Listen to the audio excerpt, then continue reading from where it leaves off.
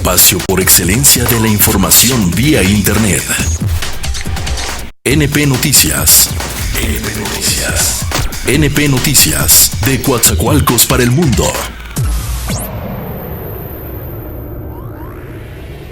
Llamamos a los manifestantes a que se actúe de manera pacífica y responsable. Si queremos protestar para que no haya actos autoritarios de prepotencia, que fue lo que llevó a la represión del 2 de octubre del 68, tenemos que actuar por la vía pacífica. Todos tenemos que decir no a la violencia y llamar a todos los que deseen manifestarse que lo hagan de manera pacífica. Están garantizadas las libertades, el derecho de manifestación. No somos un gobierno represor. Nosotros surgimos para que nunca más se reprima al pueblo, que nunca más sucedan hechos tan lamentables como la represión del 2 de octubre del 68 a los estudiantes.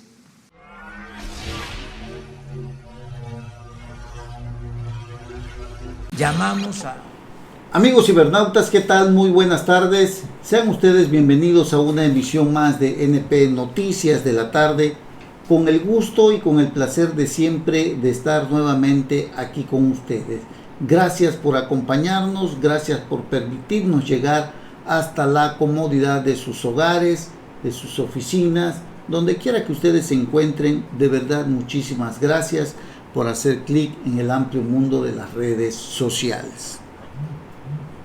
Hoy es 30 de septiembre del año 2019. Transmitimos como siempre desde el Puerto Internacional de Coatzacoalcos, Veracruz, para todo el mundo. Además, es el natalicio de don José María Morelos y Pavón, este generalísimo, pieza fundamental de la lucha por la independencia de nuestro país. Un hombre importantísimo para alcanzar precisamente nuestra independencia, que asumió un rol muy importante después de la muerte o la ejecución de don Miguel Hidalgo y Costilla. José María Morelos y Pavón. Hoy, en un día como hoy, nació este importante personaje de la vida política de nuestro país, un personaje con una gran visión de Estado, que luchó por ideales, por sus principios, buscaba pues que existiera justicia en nuestro país. Un hombre muy importante, que pues realmente de los héroes más aclamados, más queridos. Extrañamente de él sí hay ciertos retratos, digámosle así, pero de don Miguel Hidalgo no. Incluso se han hecho varias variaciones de su rostro, no se le sabe exactamente quién es, no se conoce. En cambio de don José María Morelos y Pavón sí se tienen algunos datos de él, y desde luego se tienen mucha información se tiene de él, pero también lo más importante es que se tiene un retrato de don José María Morelos y Pavón. De verdad, un día muy importante el de hoy, el natalicio de don José María Morelos y Pavón. Bueno, aterrizando aquí en nuestra ciudad y en los temas que hoy vivimos a nivel nacional, comentarles que hubo una marcha, la marcha de grupos pro abortos o pro aborto, que pues terminó en una serie de hechos, en la barbarie, en las pintas, en la quema de inmuebles históricos importantes. Estos grupos feministas, la ola verde, que se caracterizan así por llevar un pañuelo verde, trataron de incendiar templos en México, el parte oficial del gobierno capitalino, tras la agresión a la Catedral Metropolitana. Imagínese usted, pues señala que es de saldo blanco. El gobierno de la Ciudad de México ha señalado saldo blanco en estas movilizaciones que se llevaron a cabo en favor del aborto por parte de las activistas de la Catedral Metropolitana y de otros templos del centro histórico, y esto nos da una idea de hasta dónde ha querido llegar este movimiento en pro de la legalización del aborto. El resultado, pues ya lo sabe usted, fue mucha violencia, más crispación en el país, una marea prácticamente que destroza una marcha que inició desde el Monumento a la Madre hasta el Zócalo capitalino. Hubo gente ajenas a la marcha que realizó, también se dice por parte del gobierno, actos de vandalismo, pintas y ruptura de vidrios en comercios, y incendió varias fogatas en la plaza central del país azteca. Es de verdad lamentable cómo se ve a estas mujeres encapuchadas prendiendo fuego, por ejemplo, a la reja de uno de los edificios más emblemáticos de América Latina, y que, bueno, afortunadamente el incendio fue controlado por personal de la Ciudad de México. Pero sí nos llama la atención cómo es que estos grupos feministas pues también se comportan como cualquier otro grupo que causa destrozos. Hace poco lo vimos en lo de la marcha de los familiares de los 43 normalistas despedidos. Ahí también hubo actos de vandalismo, y ahora en esta marcha de mujeres feministas pro aborto, pues derivó en actos violentos, pintas de inmuebles históricos. Hubo un intento de quema en la Catedral Metropolitana, el Zócalo de la Ciudad de México, y de verdad muy lamentable todo esto, a pesar de que según toda la marcha fue vigilada para que hubiera respeto a los derechos humanos. La pregunta es, ¿por qué agredir a la catedral y a otros templos como el de San Francisco? Porque se supone que en el imaginario de los grupos con estos pañuelos verdes que llevan ahí anudado al cuello, la Iglesia Católica es la principal culpable de que mueran cientos, dicen, miles de mujeres por aborto en condiciones de inseguridad e ilegalidad. Ya ve que la Iglesia Católica se opone abiertamente al aborto, ¿no? Entonces las mujeres se fueron en contra de la catedral, ¿no? Y esto pues es algo delicado, muy lamentable. Las feministas mexicanas cuentan con el aval reciente del Congreso de uno de los estados más pobres de México, que es Oaxaca, quien acaba de legalizar falta que se meta en la constitución local, desde luego, ¿no? Pero acaba de legalizar el aborto hasta las 12 semanas de gestación, siguiendo el modelo de la Ciudad de México. Así que así están las cosas.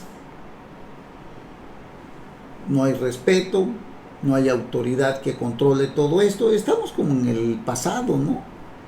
Digo, el gobierno de López Obrador dice que no los va a reprimir, pero dése cuenta usted que en el gobierno pasado tampoco. Hubo varios detenidos ahí, listo, ¿no? Pero desde el momento mismo en que se reúne y empiezan a marchar y se ven estos actos vandálicos, ninguna autoridad interviene. Es lo que estamos viendo, los que estamos observando, y ya lo dijo López Obrador, no somos un gobierno, dice López Obrador, no somos un gobierno represor. Hay que recordar que dentro de poco se acerca ya lo del 2 de octubre. Andrés Manuel López Obrador insiste en que no usará la fuerza pública contra manifestaciones violentas. ¿Qué nos espera? Violencia, desorden y destrozos han sido la constante en las más recientes manifestaciones en la Ciudad de México, y aunque diversas voces se han pronunciado a favor y en contra, el gobierno de la Ciudad de México, ahí donde está doña Claudia Sheinbaum, mantiene su posición de no intervenir para evitar confrontaciones, pero es lo mismo que hacían los gobiernos pasados, ¿no? O sea, la misma sacada. Tanto que se quejaban los de la cuarta, ¿no? De que no hacía nada el gobierno. Y esto la verdad que sí es lamentable, la forma en cómo se viene manejando, porque pues sí, no puede ser que obstruyan incluso el tránsito de las personas, de los habitantes de la Ciudad de México. La capital del país ha vivido 2 grandes marchas en una semana, de los 43 normalistas, es la desaparición de estas personas y otra en favor del aborto. Estamos hablando de 2 marchas, ambas dejaron postales de violencia. En el pasado mes de agosto, la marcha que reprobaba la violencia en contra de las mujeres y los feminicidios terminó justamente así, de manera violenta, en la que incluso un reportero fue cobardemente agredido. Eso fue en agosto, ¿no? Se marchaba donde se decía que estaban en contra de la agresión, en contra de la agresión a las mujeres, y bueno, y los feminicidios, y terminó justamente así, de manera violenta. Un reportero incluso fue agredido. El común denominador en los 3 casos fue la sospecha de que grupos de choque se infiltraron para provocar a las autoridades. Bueno, y si ya lo saben, ¿por qué no hacen nada, no? A veces nos ponemos a pensar, ¿qué pasaría si, por ejemplo, los poderes como el Ejecutivo cambiara su sede? Creo que hubo una ocasión en que el presidente, creo que fue Vicente Fox o Felipe Calderón, que quisieron cambiar la sede de la presidencia de la República, la quisieron llevar a otro estado. Ya lo intentaron una vez, pero uno se pone a pensar qué tanto esto pues sería pues más de lo mismo, porque a donde fueran, a cualquier pueblo, a cualquier ciudad donde se instalaran el poder ejecutivo, seguramente ahí llegaría la gente a hacer sus manifestaciones. De verdad es lamentable lo que estamos viviendo. Los gobiernos de López Obrador y el de Claudia Sheinbaum son emanados de la izquierda, por lo que una y otra vez se han pronunciado a favor de la libre manifestación y no habrá represión, han insistido constantemente.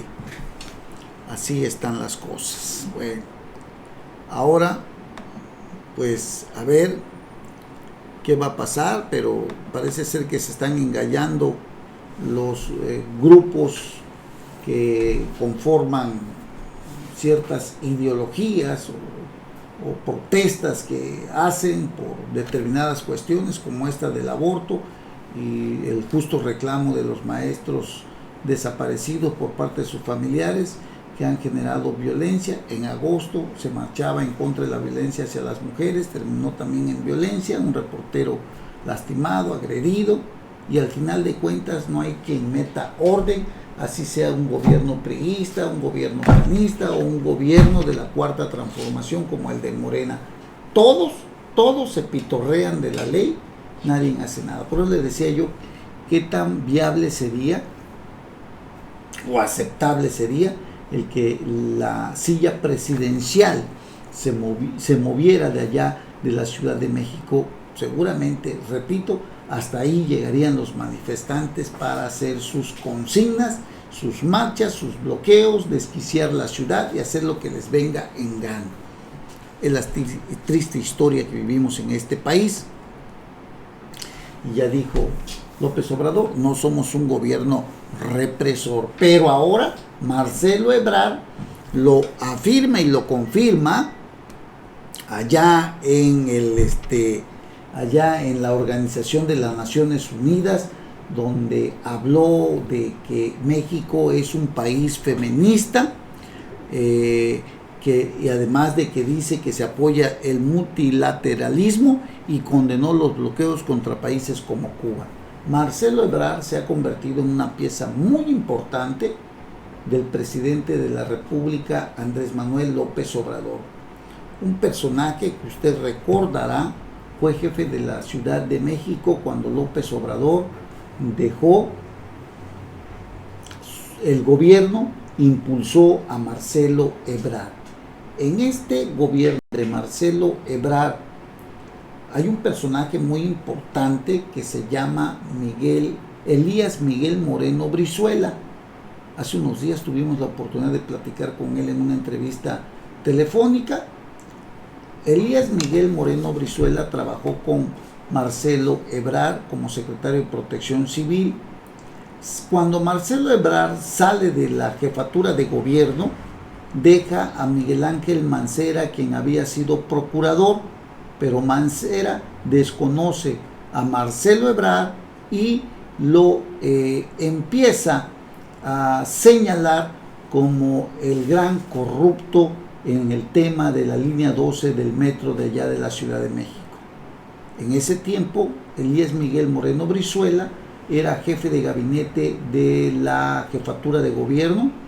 En un acto de lealtad, Elías Miguel Moreno Brizuela renuncia a este cargo para decirle a Marcelo Ebrard que tampoco estaba de acuerdo en la forma en como Miguel Mancera había tomado pues una serie de medidas encaminadas a denostar y agredir al hoy secretario de Relaciones Exteriores del gobierno de Andrés Manuel López Obrador. Lo que son las cosas de la política, hoy Marcelo Ebrard, al igual que ayer, está convertido en un gran serio prospecto que puede llegar a la presidencia de la República. Lo que no sabemos es si la Cuarta Transformación, o más bien dicho, si Morena seguirá teniendo la misma fuerza y el empuje para poder llevar al triunfo a Marcelo Ebrard.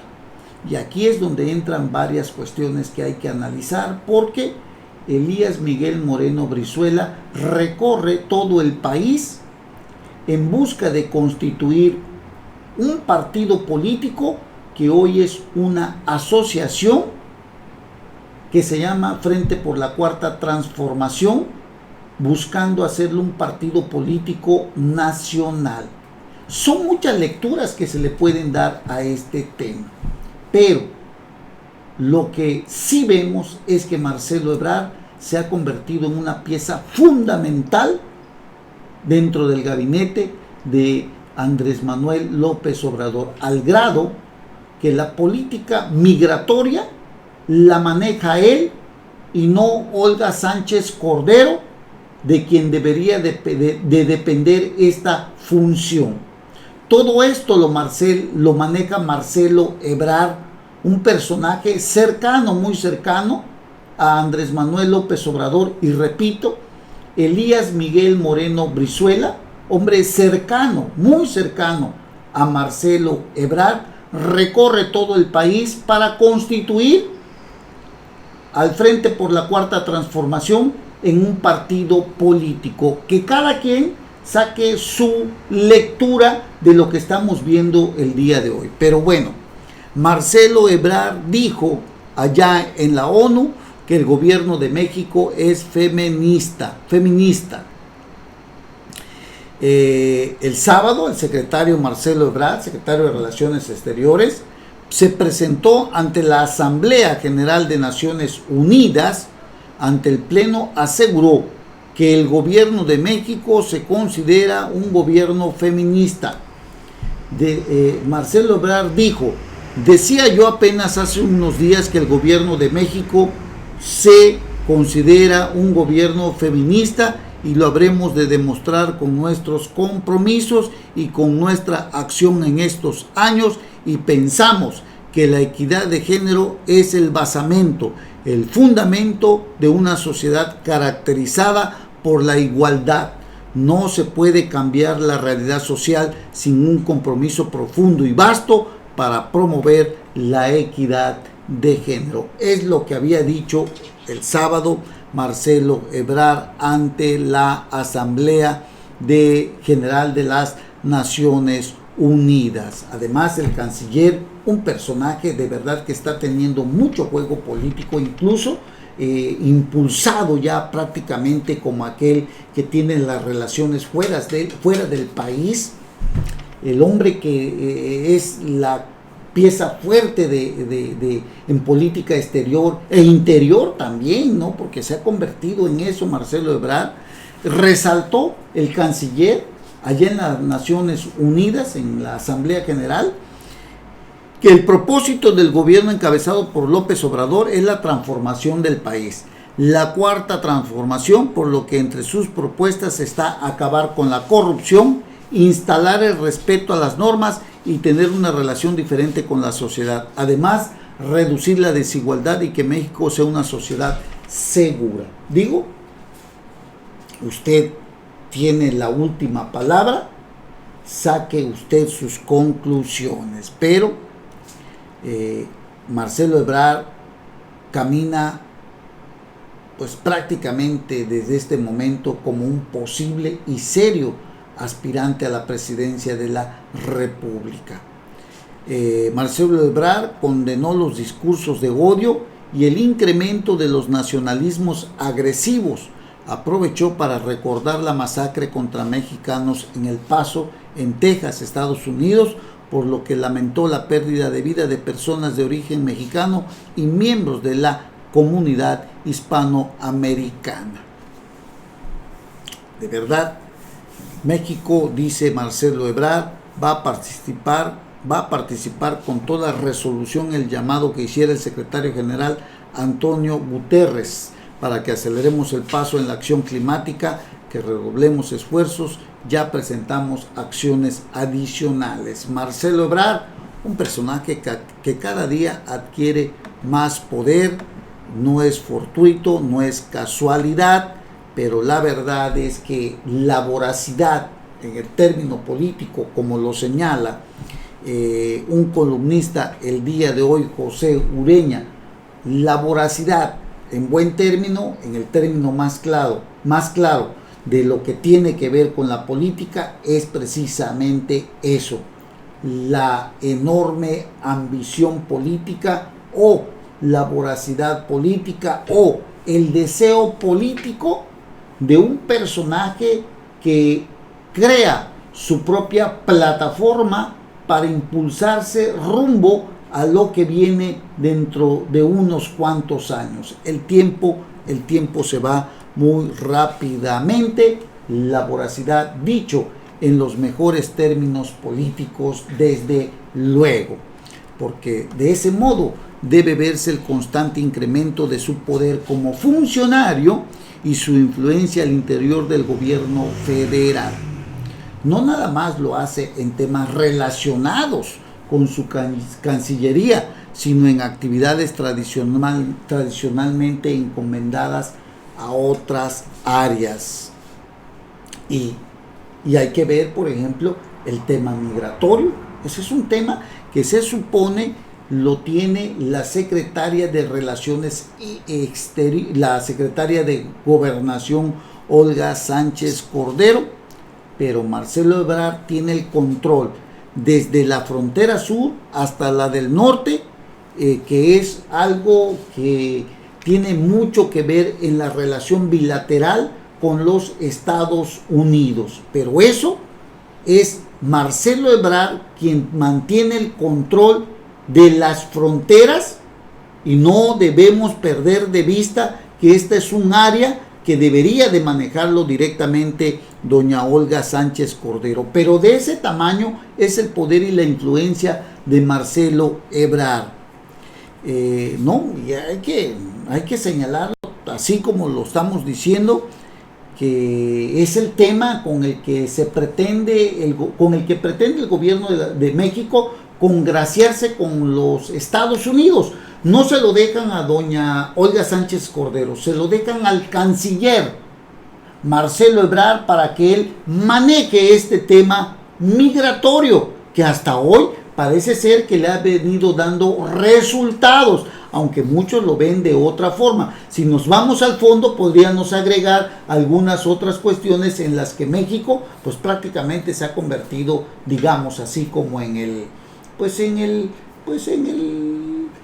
que todo obedece, en el niño obediente, ¿no? Pero si lo vemos políticamente hablando, esto fortalece mucho a Marcelo Ebrard. La figura política de Marcelo Ebrard está muy posicionada en el exterior, y aquí en el interior ni se diga. Entonces estamos viendo un entramado que se teje alrededor de Marcelo Ebrard y lo impulsa, y está en una plataforma rumbo al siguiente paso de lo que viene en los primeros 3 o 4 años más, que se tendrá que decidir quién será el próximo candidato. Y ahí, repito, el trabajo político que viene realizando el doctor Elías Miguel Moreno Brizuela con la asociación El Frente por la Cuarta Transformación, recorriendo todo el país en busca de su formación y conformación como partido político, por si Morena sigue desmoronándose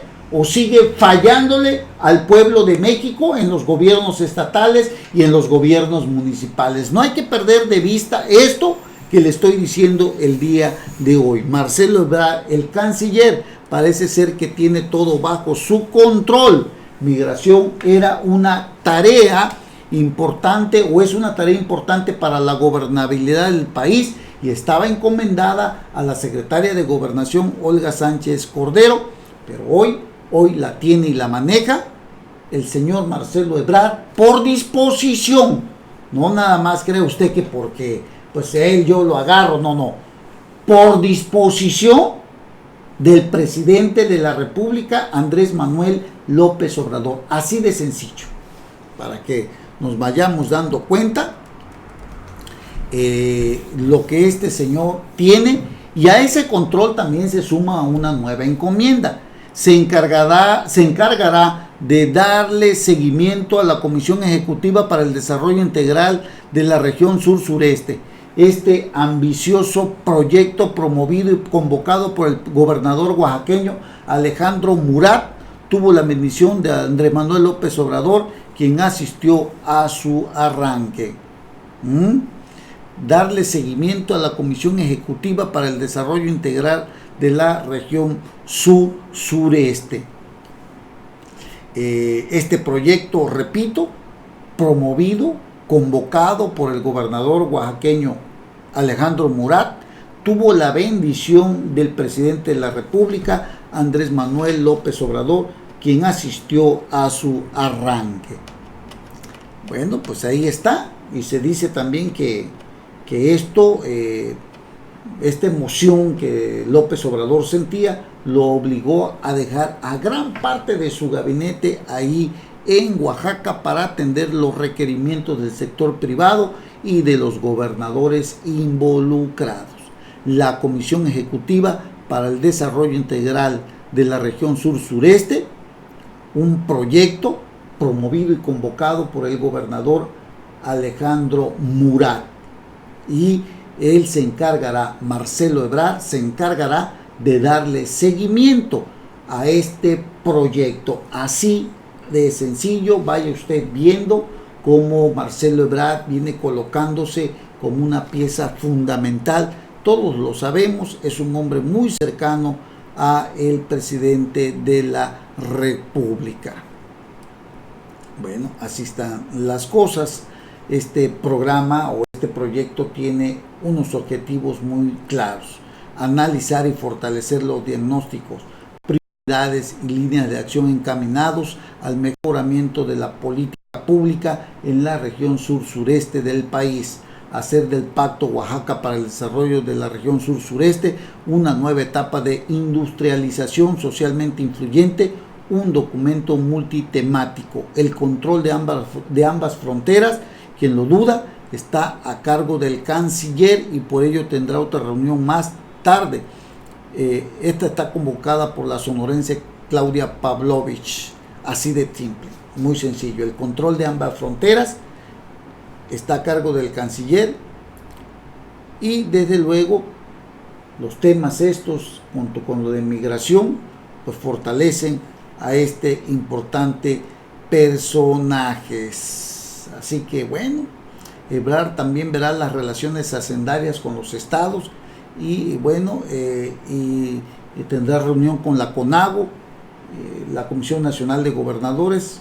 Se reunirán para revisar el presupuesto y el creciente clamor de los estados de avanzar hacia una reforma hacendaria, una exigencia destinada a acabar con el centralismo y el control de la provincia vía el manejo de los recursos públicos y de los programas federales. Pues quienes vemos esto, no nos queda más que decir que Marcelo Ebrard es una figura muy importante para López Obrador rumbo a la sucesión presidencial. Ya se maneja desde hoy la figura de Marcelo Ebrard. Saque sus conclusiones.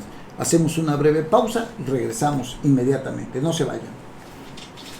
Información vía internet. NP Noticias.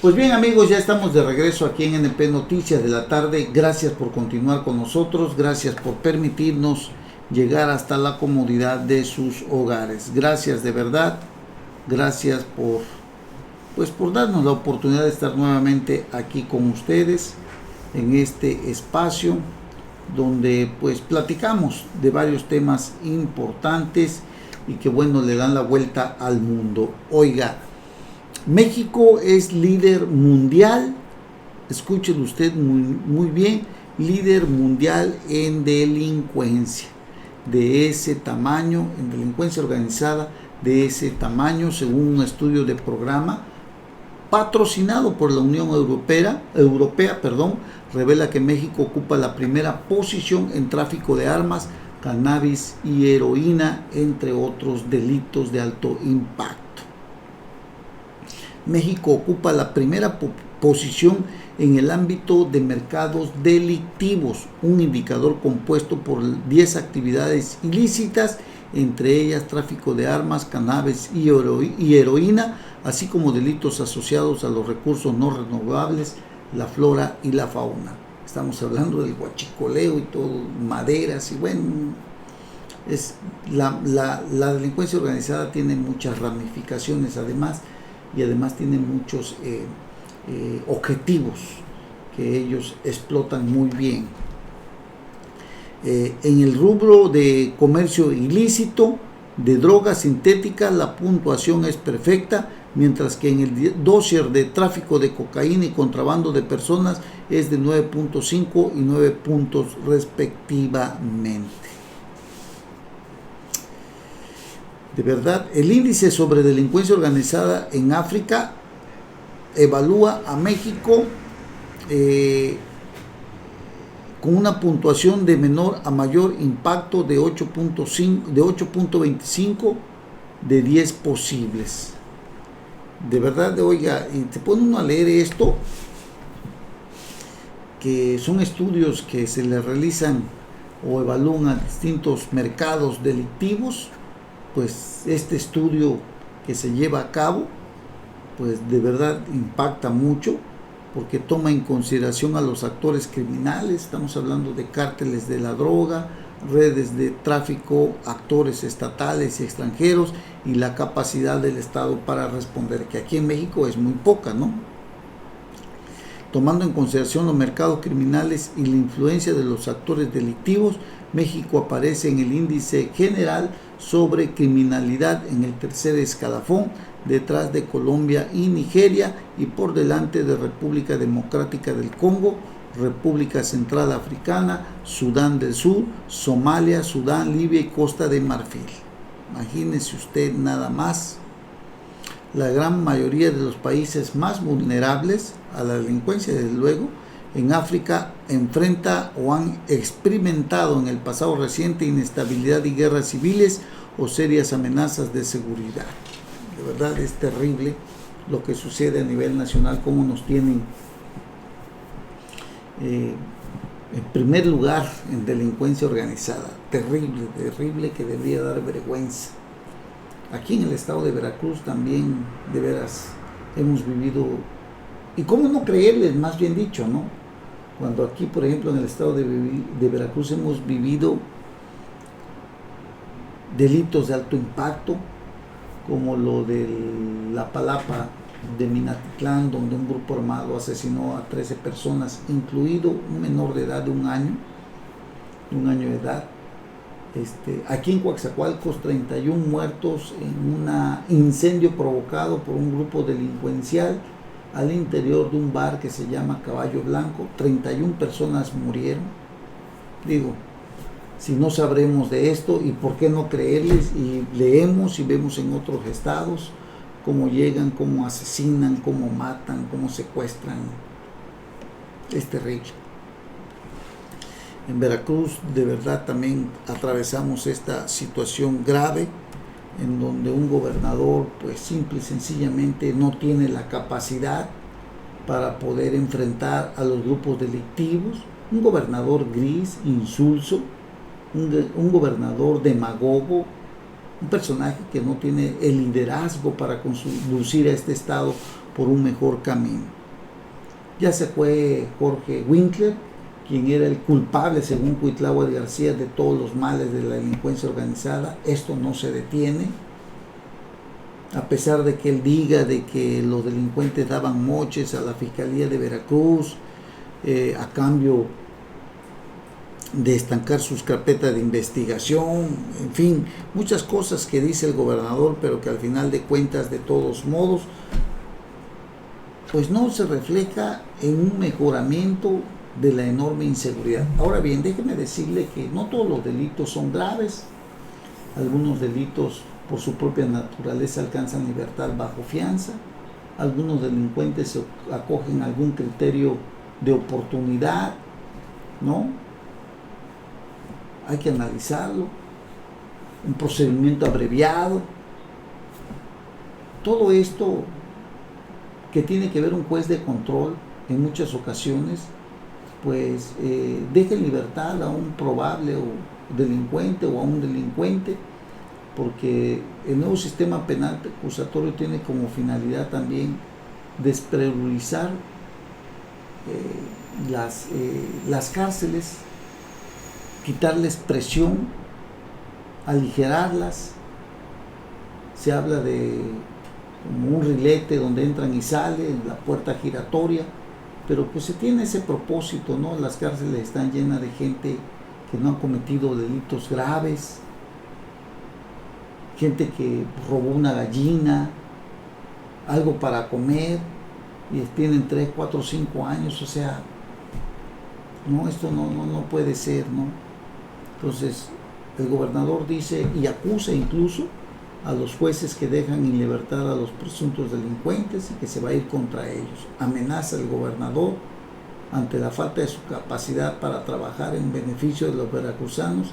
Amenaza a los jueces cuando los jueces únicamente hacen lo que dentro del marco de sus atribuciones la ley le confiere para conducirse y saber cuándo otorgar una libertad, cuando este delito no es grave, cuando la fiscalía pues no tiene elementos para mantenerlo en la cárcel, cuando un abogado defensor solicita precisamente que el delito, al no ser grave, se fije alguna fianza, enfrente su libertad, enfrente su proceso en libertad.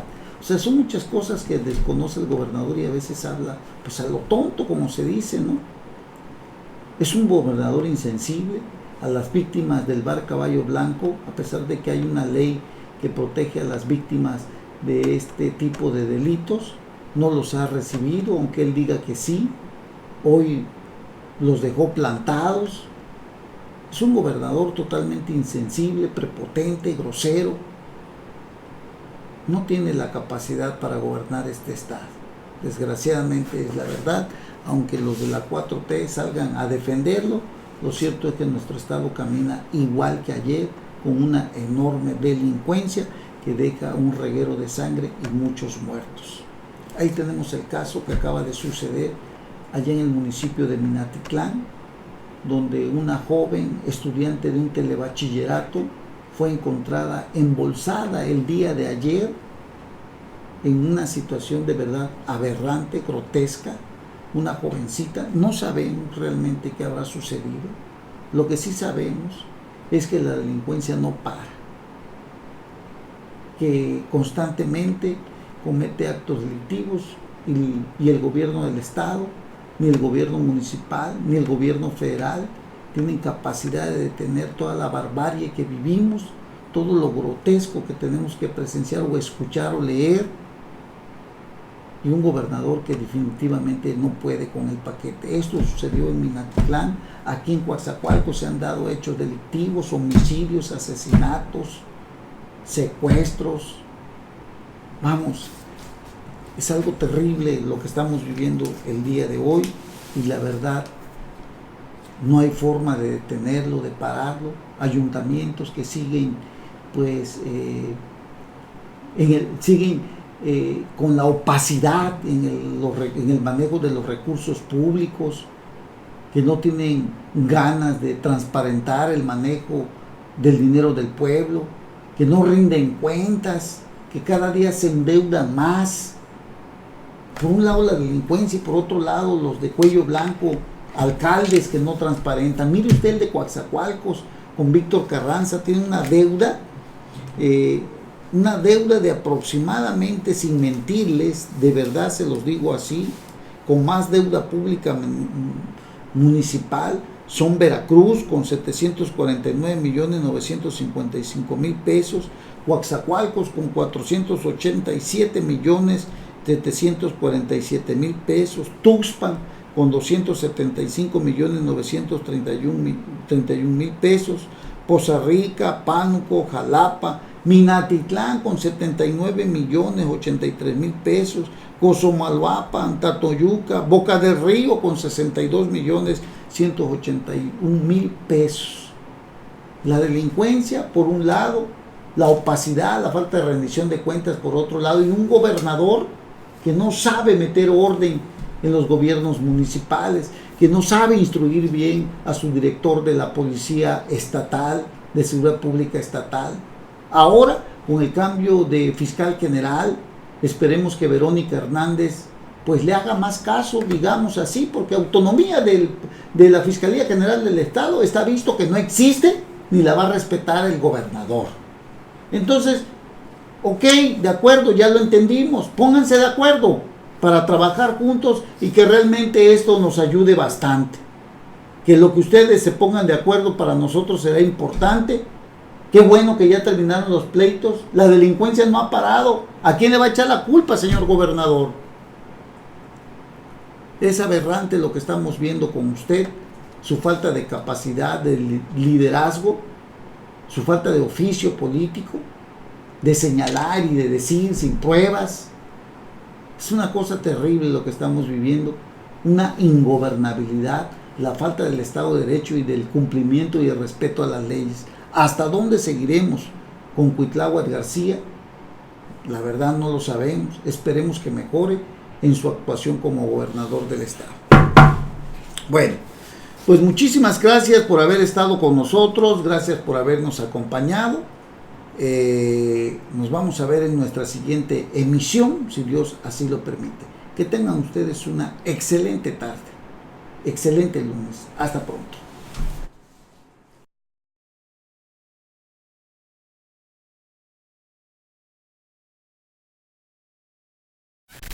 Ya estás informado con NP Noticias.